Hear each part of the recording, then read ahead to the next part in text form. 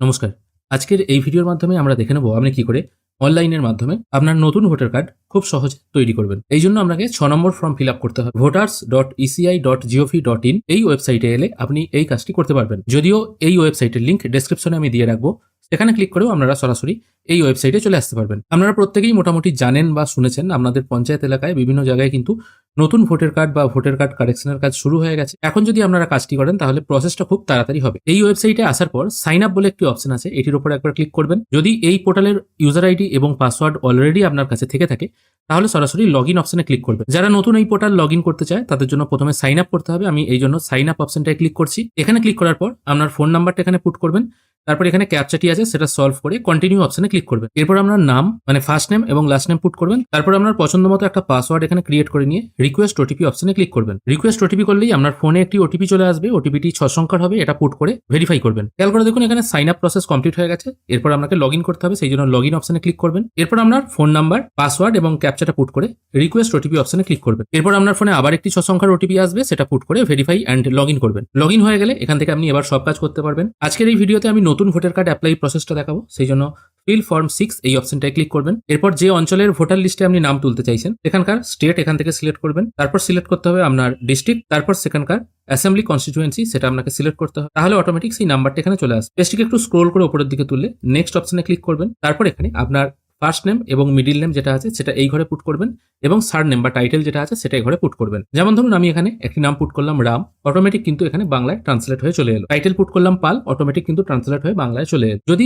ইংরাজি টাইপ করলে সঠিক বাংলা বানানটি না আসে সেক্ষেত্রে আপনারা কি করবেন বা যুক্তাক্ষর লিখতে গিয়ে যে সমস্যাগুলোর আপনারা সম্মুখীন হবেন সেগুলো কি করে সলভ করবেন এই রিলেটেড একটি ভিডিও এই ভিডিওর ঠিক পরে আপলোড হবে। সম্ভব হলে সেটা একবার দেখে নেবেন, আপনাদের কিন্তু অনেকটাই সুবিধা হবে। এরপর আপলোড করতে হবে আপনার একটি ফটোগ্রাফ 3.5 সেন্টিমিটার ইন্টু 4.5 সেন্টিমিটার সাদা ব্যাকগ্রাউন্ড। এটা সাদা ব্যাকগ্রাউন্ড বলে, কিন্তু অন্য ব্যাকগ্রাউন্ডের আপনি যদি আপলোড করেন তাহলেও কিন্তু অসুবিধা নেই। এর সাইজ হবে জেপিইজি ফরম্যাটে 2 MB মধ্যে। চুজ ফাইল অপশনে প্রথমে ক্লিক করবেন, তারপর ফটোগ্রাফ সিলেক্ট করবেন। যতটুকু অংশ ফটোর দরকার সেটা আপনি জুম করে অ্যাডজাস্ট করতে পারেন। ফটো যদি সোজা বা বাঁকাভাবে স্ক্যান হয় সেখান থেকে কিন্তু আপনি অ্যাডজাস্ট করতে পারবেন। জুম করার জন্য এই বারটা আপনারা সিলেক্ট করতে পারেন। যতটুকু অংশ দরকার ততটুকু সিলেক্ট করে সেভ করবেন। তাহলে হিউম্যান ফেস ডিটেক্টেড সাকসেসফুলি এরকম একটি মেসেজ চলে আসবে। এটাকে জাস্ট ওকে করে দিয়ে আবার এখানে নেক্সট অপশনে ক্লিক করবেন। এরপর আপনার রিলেটিভ নেম দিতে হবে। এটা আপনি বাবা, মা, হাজব্যান্ড, ওয়াইফ যে কোনো একটু দিতে পারেন। আমি এখান থেকে ফাদার সিলেক্ট করব। এরপর এখানে বাবার ফার্স্ট নেম এবং মিডিল নেমটা এখানে পুট করবেন, সার নেমটা এখানে পুট করবেন। নাম পুট করলে অটোমেটিক এখানে বাংলায় কিন্তু ট্রান্সলেট হয়ে চলে আসবে। খেয়াল করে দেখুন আমি ইংরেজি নাম পুট করলাম, এখানে কিন্তু বাংলা চলে এলো। তারপর নেক্সট অপশনে আবার ক্লিক করবেন। এরপর এখানে একটি ফোন নাম্বার আপনাকে পুট করতে হবে। নিজের হলে সেলফে ক্লিক করবেন, আর যদি অন্য কারো দিতে চান তাহলে রিলেটিভ ফোন নাম্বার এটা চুজ করবেন। এটা আপনারা সেলফি রাখবেন, কারণ আপনাকে যখন ফোন করে হিয়ারিং এর জন্য ডাকা হবে তখন ফোনটি যেন আপনার কাছেই থাকে, এটা একটুখানি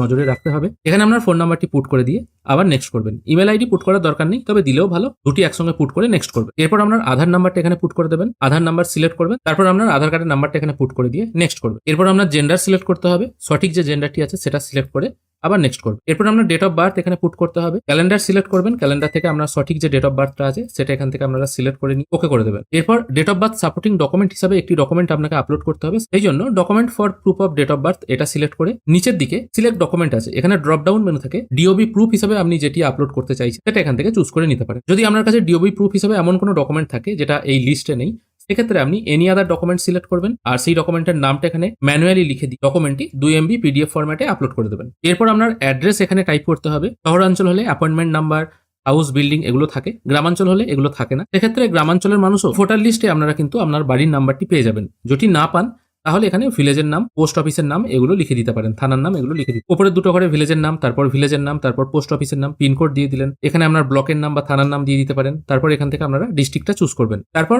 অ্যাড্রেস প্রুফ হিসেবে আপনি কোন ডকুমেন্ট এখানে আপলোড করতে চান সেটা সিলেক্ট করবেন। যদি অ্যাড্রেস প্রুফ হিসেবে আপনার কাছে এমন কোনো ডকুমেন্ট থেকে থাকে যেটা ড্রপ ডাউন মেনুতে নেই তাহলে আপনি এই অপশনটা সিলেক্ট করে এখানে এই ডকুমেন্টের নাম ম্যানুয়ালি লিখে দিয়ে সেটাকে আপলোড করবেন। অ্যাড্রেস প্রুফ হিসাবে আপনারা আধার কার্ড আপলোড করতে পারেন। ডেট অফ বার্থ প্রুফ হিসাবেও কিন্তু আপনারা আধার কার্ড আপলোড করতে পারেন। তবে বেটার হয় ডেট অফ বার্থ প্রুফটা আপনারা যদি বার্থ সার্টিফিকেট অথবা মাধ্যমিকের সার্টিফিকেট আপলোড করেন।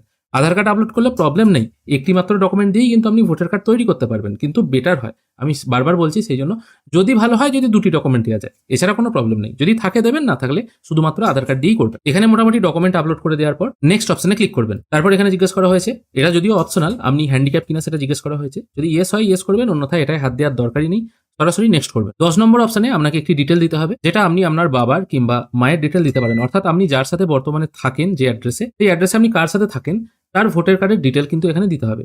প্রথমে তার নাম এখানে দিয়ে দেবেন, আপনার যদি বাবা থাকে বাবার নাম দিয়ে দিলেন, তার সাথে আপনার সম্পর্ক কি আছে সেটা সিলেক্ট করবেন এবং তার ভোটার কার্ডের নাম্বারটা এখানে পুট করে নেক্সট করবেন। এরপর এখানে একটি ডিক্লারেশন দিতে হবে যেখানে জানাতে হবে আপনার জন্ম কোথায় হয়েছে। এই জায়গাটা একটুখানি ভালো করে মন দিয়ে শুনুন। অনেক মহিলা আছেন যারা বিবাহের পর ফার্স্ট টাইম স্বামীর বাড়িতে ভোটার কার্ড করবেন, সেক্ষেত্রে এই জায়গায় তাদের বিবাহ যেখানে হয়েছে সেই জায়গার নামটা বসিয়ে দেন এবং সেখানে কতদিন আছেন এই জায়গাতে তাদের ডেট অফ বার্থের মাসটা এবং সালটা বসিয়ে দেন। এটা কিন্তু ভুল।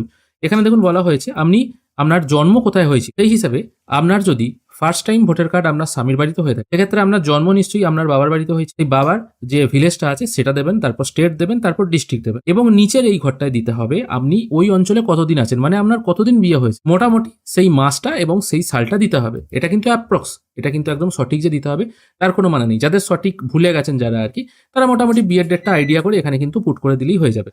ছেলেদের ক্ষেত্রে বলছি যারা জন্ম থেকে একই জায়গায় আছে এবং সেই জায়গাতেই ভোটার কার্ড করতে চাই, সেক্ষেত্রে এখানে তাদের জন্ম সাল এবং জন্ম মাসটা দিয়ে দিলেই হবে। এখানে কিন্তু অন্য কিছু তাহলে পুট করার দরকার নেই। এরপর এখানে আপনি কোথা থেকে ভোটার কার্ডের জন্য অ্যাপ্লাই করছেন সেই প্লেসটা দিয়ে দেবেন। ডেটটা এখানে বাই ডিফল্ট থাকবে কারণ এই ডেটেই অ্যাপ্লাই হচ্ছে। তারপর নেক্সট অপশনে ক্লিক করবে। এরপর এখানে যে ক্যাপচাটি আছে এটা ডাইরেক্ট ফিল করবেন না, একবার রিফ্রেশ করে নেবেন, তারপর এখানে ফিল করবে। ফিল করার পর সেন্ড ওটিপি অপশনে ক্লিক করবে। এরপর আপনার ফোন নাম্বারে একটি ওটিপি চলে আসবে, যে ফোন নাম্বারটি আপনি ফর্ম ফিল আপ করার সময় দিয়েছিলেন সেই ফোনের 6 সংখ্যার ওটিপিটি এখানে পুট করে দিয়ে প্রিভিউ অ্যান্ড সাবমিট করবে। প্রিভিউ করার সঙ্গে সঙ্গে যে ফর্মটি আপনি এতক্ষণ ফিল করলেন সেটা মোটামুটি এখানে খুলে চলে আসবে। একবার ভালো করে মিলিয়ে নেবেন ফর্মে কোথাও কিছু ভুল ত্রুটি রয়ে গেল কিনা। যদি মনে হয় সবকিছু ঠিকঠাক আছে তাহলে সাবমিট অপশনে ক্লিক করবে, আর যদি ভুল থাকে তাহলে কিপ এডিটিং অপশনে আপনারা এডিট করে পুনরায় সাবমিট করবেন। তারপর এই টাইপের একটি পপ আপ চলে আসবে, এটাকে ইয়েস করে দেবেন। ফর্ম একবার সাবমিট হয়ে গেলেই আপনার সামনে এই টাইপের একটি রেফারেন্স নাম্বার জেনারেট হয়ে চলে আসবে। এরপর ডাউনলোড অ্যাকনোলেজমেন্ট এই অপশনে ক্লিক করবেন, তাহলেই আপনাদের সামনে 2 পাতার একটি ফিল করা পিডিএফ ফর্ম ওপেন হয়ে যাবে। এটা নিজের কাছে রেখে দিতে হবে এবং যে রেফারেন্স নাম্বারটির কথা আপনাদেরকে বললাম সেটা আপনার ফোনে কিন্তু এসএমএসও চলে আসবে। এরপর কিছুদিনের মধ্যেই মোটামুটি 1 সপ্তাহের মধ্যেই আপনাকে ফোন করে ডাকা হবে বিডিও অফিসে কিংবা পঞ্চায়েতে। সেখানে আমরা সমস্ত অরিজিনাল কাগজপত্র নিয়ে যেতে হবে হিয়ারিং এর জন্য। ওখানে একবার ফিল ভেরিফাই হয়ে গেলেই কিন্তু আপনার ভোটার কার্ড রেডি হয়ে যাবে। ভোটার কার্ড রেডি হয়েছে কিনা সেটা জানার জন্য যে সিরিয়াল নাম্বারটি কপি করে রাখতে বললাম, যে এসএমএসটি আপনার কাছে এসেছিল, সেটা নিয়ে ট্র্যাক অ্যাপ্লিকেশন স্ট্যাটাস এই অপশনটায় ক্লিক করবেন। এখানে রেফারেন্স নাম্বারটি এবং স্টেট সিলেক্ট করে সাবমিট করলেই কিন্তু আপনার ভোটার কার্ডের কাজটি কতদূর এগিয়েছে সেটা জানা যাবে। যদি ভোটার নাম্বার জেনারেট হয়ে গিয়ে থাকে সেটাও এখানে দেখিয়ে দেবে। সেটাও কিন্তু আপনারা অনলাইনে ডাউনলোড করতে পারবেন খুব সহজে আপনার বাড়িতে ভোটার কার্ড আসার আগেই। আশা করি আপনাদেরকে বোঝাতে পারলাম কি করে আপনারা খুব সহজেই অনলাইনের মাধ্যমে আপনার নতুন ভোটার কার্ডের জন্য আবেদন করবেন সহজ পদ্ধতিতে। আশা করি আপনাদের আজকের এই ভিডিও ভালো লেগেছে। যদি ভালো লেগে থাকে অবশ্যই একটি লাইক করবেন। ভিডিও দেখার জন্য অসংখ্য ধন্যবাদ। ভালো থাকবেন।